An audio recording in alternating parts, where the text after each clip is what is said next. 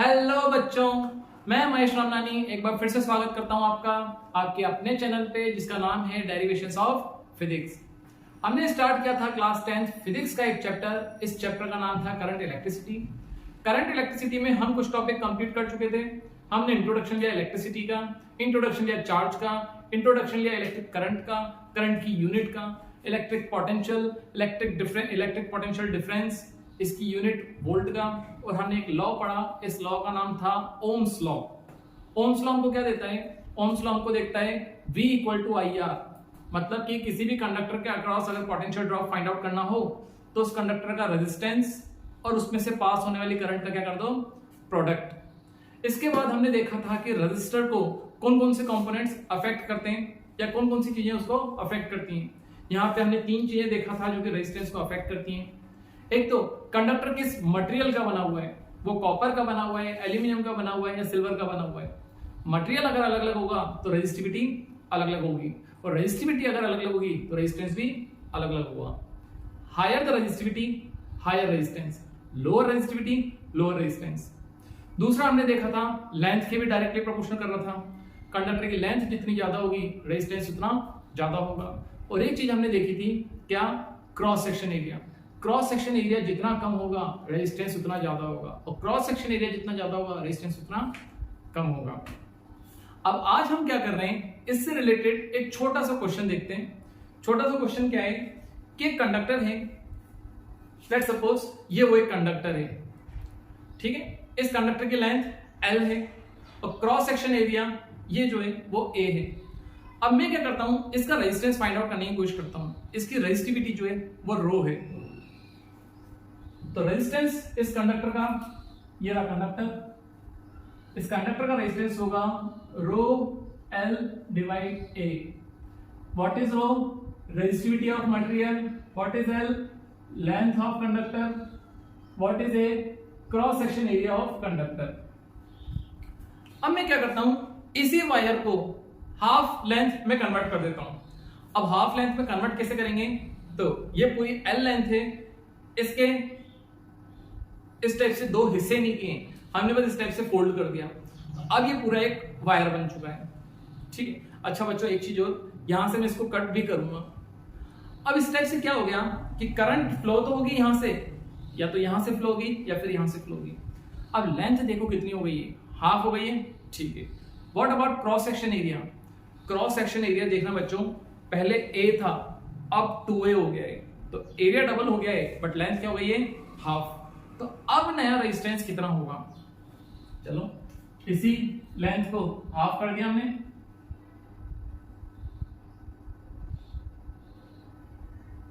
इस टाइप से लेंथ हो गई L/2, but cross section area कितना हो गया, cross section area A plus A 2A। तो न्यू रेजिस्टेंस होगा R'। बच्चों क्या क्या चीज चेंज हुई, क्या रेजिस्टिविटी चेंज हुई है? नहीं, मटेरियल तो वही है, तो रेजिस्टिविटी हम रो ही रखेंगे। लेंथ में चेंज हुआ है, हाँ लेंथ कितनी हो गई है, L/2, तो लेंथ की जगह रख देंगे L/2 होल डिवाइड। एरिया में कोई चेंज हुआ है, हाँ एरिया हो गया है हमारा डबल, एरिया लिखेंगे हम 2A। अब बच्चों ये फ्रैक्शन में, तो ये 2 जो डिवाइड में, ये और डिवाइड में आ जाएगा, तो हमारा R' जो होगा वो हो जाएगा रो L/2 इंटू 2A। नया रेजिस्टेंस रो L/4A हो गया। रो L/A जो है ये तो पुराना ही रेजिस्टेंस है, तो हमारा रेजिस्टेंस क्या हो चुका है, डिक्रीज हो चुका है, और वो कितना रह चुका है, 1/4 टाइम्स ऑफ पुराना रेजिस्टेंस, ठीक है। जो पुराना रेजिस्टेंस था R, उसका 1/4 टाइम्स हो चुका है। क्या? नया रेजिस्टेंस किसका, कंडक्टर का। कब हुआ, जब हमने एक ही वायर को हाफ लेंथ में कन्वर्ट कर दिया है। आई बात समझ में? ओके। अच्छा बच्चों, क्वेश्चन ये भी हो सकता था कि हम हाफ लेंथ में कन्वर्ट कर दें, लेकिन ओनली इसका हाफ पार्ट ही ले रहे हैं, मतलब लेंथ कर दी हमने हाफ, लेंथ कर दी हमने हाफ, बट क्या क्रॉस सेक्शन एरिया डबल हुआ? तो ये क्वेश्चन में आप जरूर देखना कि उसी वायर को डबल करके, मतलब उसी वायर को हाफ करके साथ में रखा है कि नहीं रखा है। ओके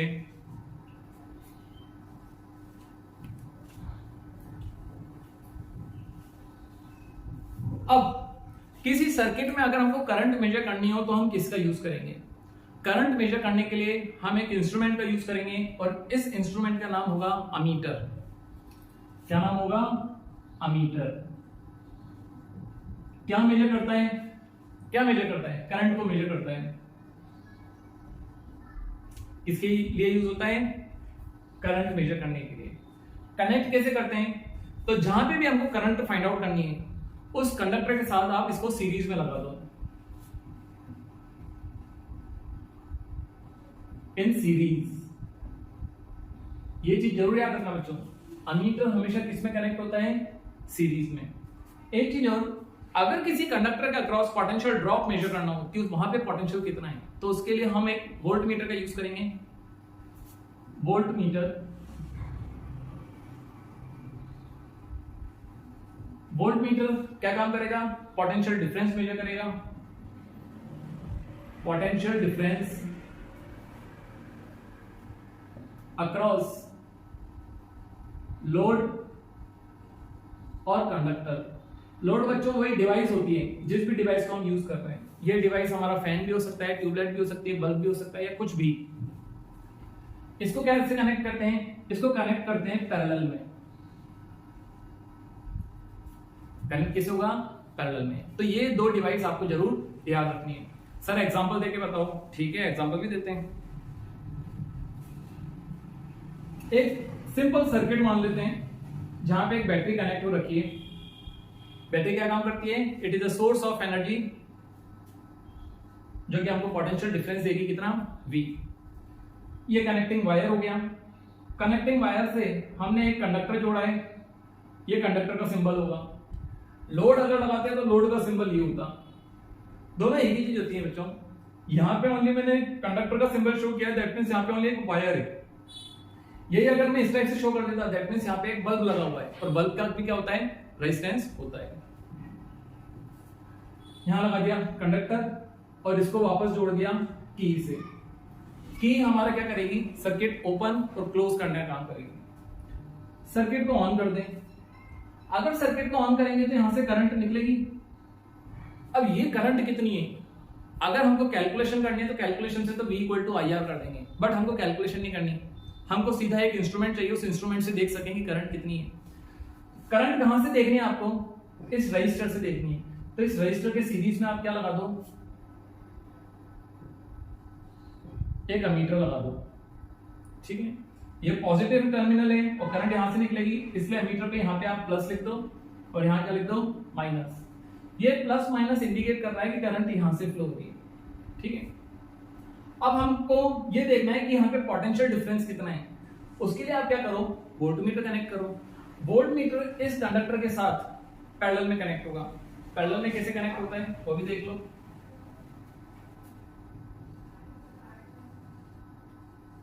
इस टाइप से ये वोल्टमीटर हो गया। ठीक है, यहां पे भी हम प्लस माइनस लगा देते हैं। यहां प्लस ये बता रहा है कि ये वाला पॉइंट जो है वो हायर पोटेंशियल पे, और ये माइनस ये बता रहा है कि ये वाला पॉइंट लोअर पोटेंशियल पे। इसका मतलब करंट यहां से इधर की तरफ फ्लो होती है। तो यहां जितना पोटेंशियल डिफरेंस होगा वही पोटेंशियल डिफरेंस यहां पे होगा। अब सर अमीटर को सीरीज में और वोल्टमीटर को पैरेलल में ही क्यों लगाते हैं? तो इसके लिए हमको एक टॉपिक देखना पड़ेगा, कॉम्बिनेशंस ऑफ रेजिस्टर्स या फिर ग्रुपिंग ऑफ रेजिस्टर्स। बच्चों क्या होता है, हमको अलग अलग सर्किट में अलग अलग रेजिस्टर्स की रिक्वायरमेंट होती है और ये वैल्यू जो होती है वो बहुत ज्यादा हो सकती है या फिर बहुत कम भी हो सकती है।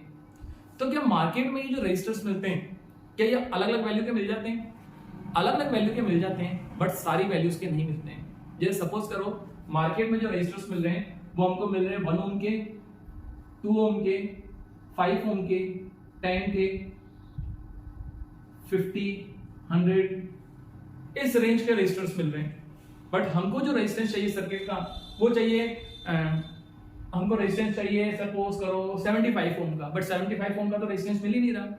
तो हम इन्हीं रेजिस्टर्स का यूज करके अपना कॉम्बिनेशन कंप्लीट कर लेंगे और वहां से हमारी जो रिक्वायरमेंट होगी वो वाला रेजिस्टेंस हमको मिल जाएगा। अब सर ये कॉम्बिनेशंस कितने टाइप के हो सकते हैं? मेनली दो टाइप के ही कॉम्बिनेशंस होते हैं। एक होता है सीरीज, एक होता है पैरेलल। अब एक ऐसा कॉम्बिनेशन कर दें जहां पे सीरीज भी हो और पैरेलल भी हो, तो ऐसे कॉम्बिनेशन को बोलते हैं मिक्स्ड कॉम्बिनेशन। ठीक है, तो आप 3 कैटेगरी बोलना चाहो तो 3 बोल दो, नहीं तो 2 से ही काम चलाओ। सीरीज कॉम्बिनेशन, पैरेलल कॉम्बिनेशन, और जहां पे ये दोनों आ जाएंगे वहां पे क्या हो जाएगा, मिक्स्ड। मिक्स्ड के आपके बुक में बहुत सारे न्यूमेरिकल्स दे रखे हैं। अब देखते हैं सीरीज और पैरेलल कॉम्बिनेशंस होते क्या हैं। बच्चों मैंने क्या किया है, 3 अलग अलग बल्ब ले लिए। एक बल्ब ये ले लिया है, ठीक है, इसकी एक लेग ये रही और दूसरी लेग ये रही। सिमिलरली एक बल्ब, सेकंड एंड थर्ड, ये 3 बल्ब ले लिए। अब बच्चों मैं क्या कर रहा हूं, इसकी एक लेग लेता हूं, एक लेग को कनेक्ट करता हूं इसकी एक लेग से, इस टाइप से कनेक्ट कर दिया, ठीक, और ये इस टाइप से जुड़ गए। तो यहां पे इसकी एक लेग और इसकी एक लेग कनेक्ट हो रखी है, ठीक है। दूसरी लेग के बारे में हमको नहीं पता, इसकी दूसरी लेग अभी क्या कर रही है वो हमको नहीं पता, इसकी दूसरी लेग क्या कर रही है हमको नहीं पता। अब इसकी जो दूसरी लेग है उससे तीसरे बल्ब को कनेक्ट करते हैं इस टाइप से, और कनेक्ट करके ये हमारे 3 कंडक्टर्स हो गए, ठीक है। तो ऐसे कॉम्बिनेशन को क्या बोलेंगे, सीरीज कॉम्बिनेशन। ये हो गया हमारा सीरीज कॉम्बिनेशन, जहां पे 3 बल्ब्स लगे हुए हैं और इनकी एक एक लेग आपस में कनेक्ट हो रखी है। इसकी एक लेग इसकी एक लेग के साथ कनेक्ट है, इसकी दूसरी लेग इसके साथ कनेक्ट है, ये इसके साथ सीरीज में और ये इसके साथ सीरीज में। तो ये तीनों ही किसमें हो गए, सीरीज कॉम्बिनेशन में हो गए। आई होप आपको सीरीज कॉम्बिनेशन क्या होता है वो समझ में आया है। अब पैरेलल कॉम्बिनेशन की बात करते हैं। पैरेलल कॉम्बिनेशन के लिए मैं इनकी लेग्स को एक बार वापस खोल देता हूं।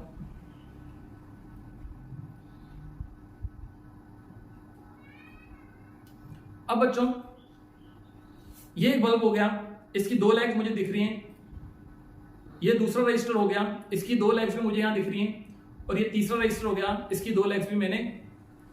अब इन तीनों की ये 3 रजिस्टर हो गए जिनकी 2 लेग्स हो गई। अब इनकी एक लेग को मैं कनेक्ट कर देता हूं एक दूसरे के साथ इस टाइप से, ठीक है, और दूसरी लेग को भी कनेक्ट कर दिया मैंने एक दूसरे के साथ।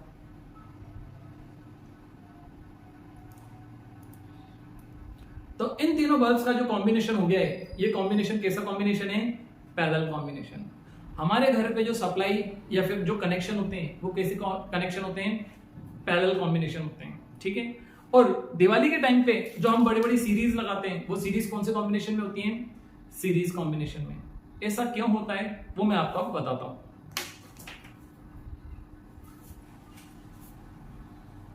ये कनेक्टिंग वायर हो गया, इससे एक रजिस्टर जोड़ दिया, अभी एक रजिस्टर है। अब इसी रजिस्टर की इस लेग के साथ दूसरा रजिस्टर जोड़ दिया, इसी की नेक्स्ट लेग के साथ मैंने तीसरा रजिस्टर जोड़ दिया। कौन सा कॉम्बिनेशन बोलेंगे इसको, सीरीज कॉम्बिनेशन बोलेंगे। इसको नाम दे देते हैं R1, R2, R3।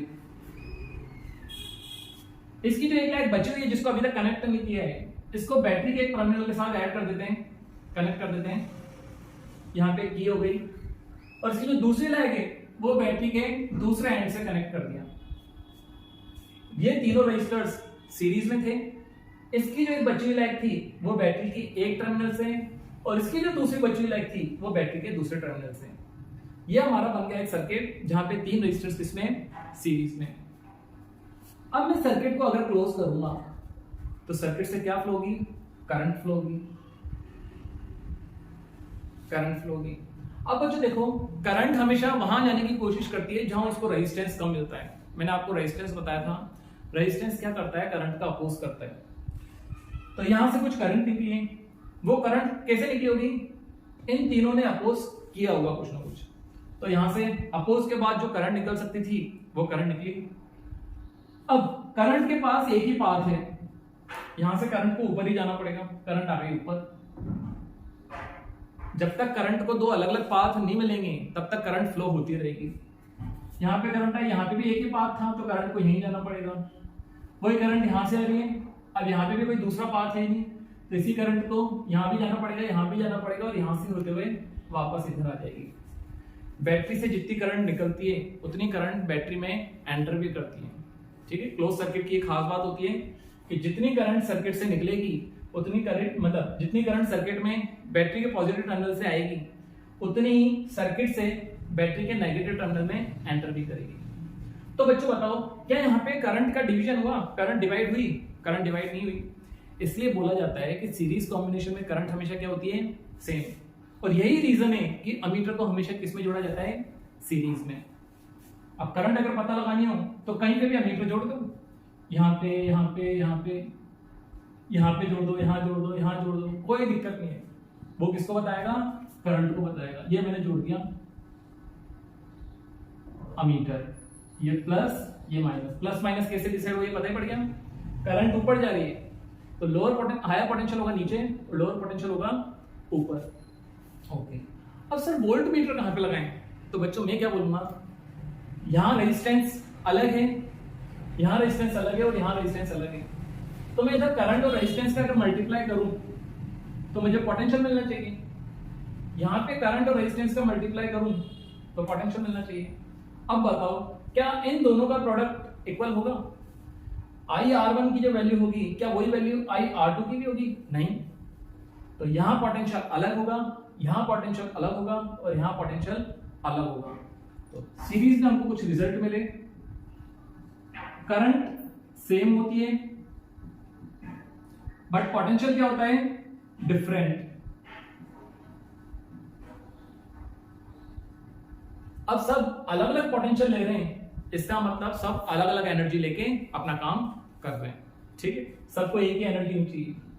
करंट सब जगह सेम है तो जहां रेजिस्टेंस ज्यादा होगा वहां पोटेंशियल ड्रॉप भी क्या होगा? ज्यादा। कंसीडर कर लेते हैं कि इसका रेजिस्टेंस सबसे ज्यादा है तो यहां पोटेंशियल ड्रॉप सबसे ज्यादा होगा। मेजर कैसे करेंगे? यहां एक वोल्ट मीटर लगा दो, यहां पे भी एक वोल्ट मीटर लगा दो और यहां पे भी एक वोल्ट मीटर लगा दो। आपके बुक में ये डायग्राम नहीं मिलेगा वोल्ट मीटर वाला, ठीक है, मैंने आपको बस समझाने के लिए लगा दिया है। तो यहां जो वोल्ट मीटर रीडिंग देगा वो इसके अक्रॉस पोटेंशियल ड्रॉप कितना है वो देगा। यहां जो वोल्ट मीटर रीडिंग देगा वो इसके अक्रॉस पोटेंशियल ड्रॉप कितना है वो देगा। और यहां पे क्या मिलेगा? V3। तो V1, V2, V3 इन तीनों की वैल्यू क्या होगी? अलग अलग होगी।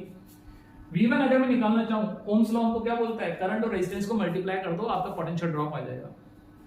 V1 equal to IR1, V2 निकालना है तो IR2 और V3 निकालना है तो IR3। तीनों जगह पोटेंशियल डिफरेंस अलग अलग होगा। अब बच्चों ये पोटेंशियल डिफरेंस दे कौन रहा है?